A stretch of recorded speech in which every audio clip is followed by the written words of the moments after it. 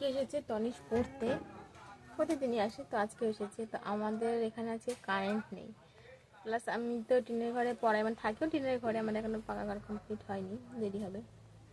তো টিনের ঘরেই পড়াচ্ছি। তো আমাদের ঘরের মধ্যে খুব গরম, তো গরম লাগে বলে তার জন্য কালকে শ্বশুরমশাই এখানে একটা জানলা করে দিয়েছে। এই যে দেখো, জানলা করে দিয়েছে, এখানে বাইরে সমস্ত কিছুই দেখা যায়।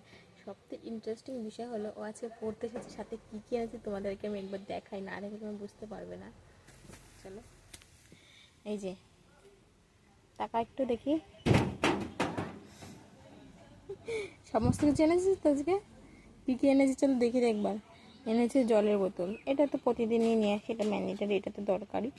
আজকে এনেছে সাথে প্লাস টেবিল, উনি টেবিলে আজকে পড়াশোনা করে বলে টেবিল নিয়ে এসেছে। আর ওই যে নিয়ে এসেছে মিনি ফ্যান, দেখো ফ্যান কিন্তু ওখানে চলছে, এখান থেকেও কিন্তু খুব সুন্দর হাওয়া আসছে। কারেন্ট নেই যেহেতু, আর ওনার খুব গরম লাগে, এসিতে থাকা মানুষ তো গরম অতটা সহ্য করতে পারে না।